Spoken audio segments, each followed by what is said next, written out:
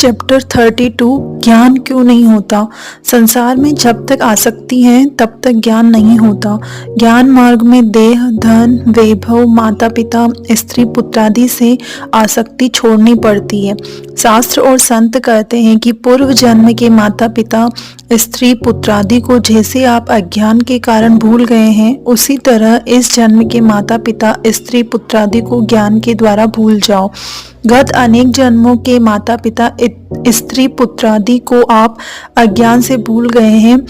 यह आपके ऊपर भगवान की अत्यंत कृपा मानी जाएगी। अगर ऐसा नहीं होता तो आप अपने गत जन्म के संबंधियों को वर्तमान में भी जानते और पहचानते होते तो रास्ते में जाते हुए गधे को भी आप गले लगाते और कहते कि यह तो मेरा चाचा है, यह तो मेरा मामा है।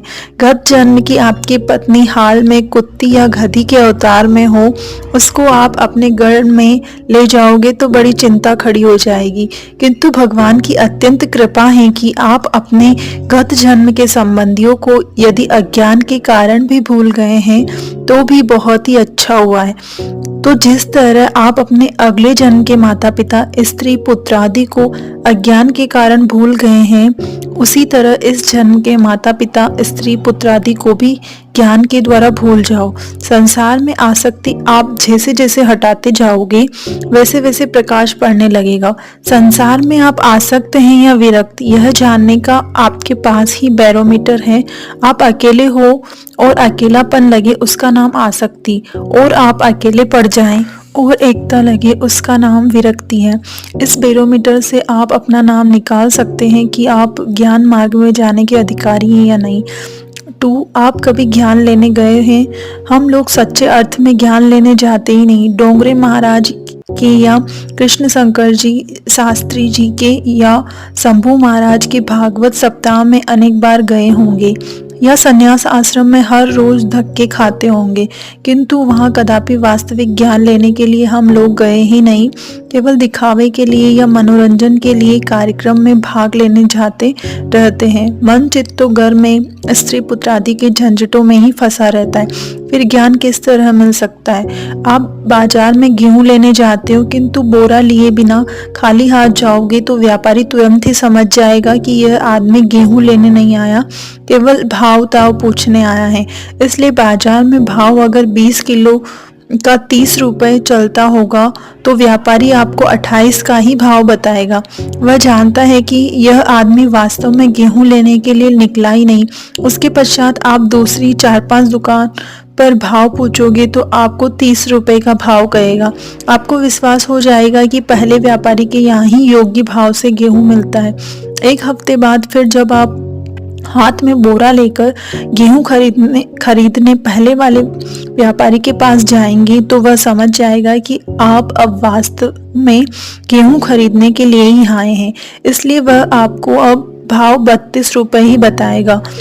आप अगर पूछें कि क्यों भाई, आप पहले तो 28 रुपए का भाव बता रहे थे और अब 32 रुपए क्यों मांग रहे हो? तो वह व्यापारी मंद हास्य करते हुए आदर से जवाब देगा कि भाई 28 रुपए भाव के गेहूं तो अब बिक चुके हैं और अब 3-4 दिन से माल के अभाव से भाव बढ़ गया है। तब आप उसके पहले के विश्वास से प्रभावित होकर 2 रुपए ज्यादा देकर ठगाई में आकर गेहूं खरीद लेंगे। आप दही लेने जाओ तो भी व्यापारी आपको पूछेगा कि दही किस में ले जाओगे? कोई पात्र बर्तन लेकर नहीं आए हो तो क्या जेब में ले जाओगे? दही लेने जाना है तो भी आपको बर्तन लेकर जाना पड़ता है और वह भी शुद्ध पात्र होना चाहिए, वरना दही बिगड़ जाएगा। शेरनी दूध के लिए सुवर्ण पात्र चाहिए, मिट्टी पात्र नहीं चलता। उसी तरह ज्ञान लेने जाओ तब भी आपके पास शुद्ध पात्र, वैराग्य से निर्मल हुआ अंतःकरण चाहिए।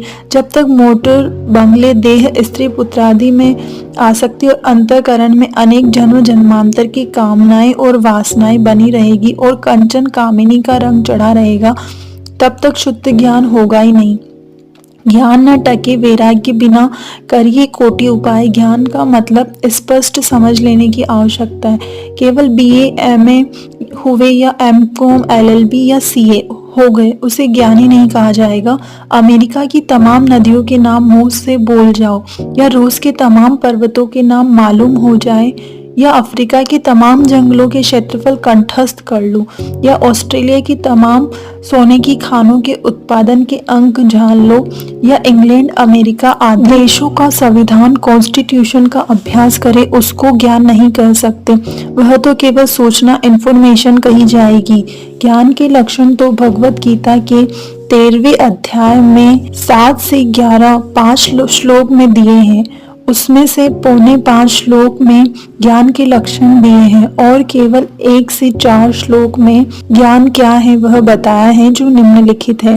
अमानित्वम, अदभित्वम, निर्भिना मानता, निर्धप आदि जो गुण क्वालिफिकेशन ऊपर के 5 श्लोकों में बताए हैं, वे जिसमें है वह ज्ञानी कहलाएगा और उसके अतिरिक्त तमाम अज्ञानी कहलाएंगे। इस प्रकार का ज्ञान प्राप्त करने के लिए शुद्ध वैराग्य संपन्न अंतःकरण चाहिए और ऐसा ज्ञान प्राप्त करने के लिए सतत पुरुषार्थ करके मोक्ष प्राप्त करना, यही कर्म का सिद्धांत का कहना है। मौत के किनारे बैठे हुए परीक्षित ने सुखदेव जी के द्वारा 7 दिन तक श्रीमद् भागवत का ज्ञान सुनकर मोक्ष प्राप्त किया। श्रीमद् भागवत में ऐसी ताकत है कि आज भी वह 7 दिन में जीव का मोक्ष कर सकता है, किंतु उसको सुनाने वाला सुखदेव जी जैसा ज्ञानी होना चाहिए और उसको सुनने वाला परीक्षित जैसा वैराग्यवान होना चाहिए। हम लोग अनेक बार भागवत सप्ताह में भागवत सुनने गए होंगे, किंतु आज तक मेरा या आपका मोक्ष नहीं हुआ या नहीं होता। उसका कारण या भागवत कहने वाले में कमी है, बुद्धू है, या सुनने वाला बुद्धू है।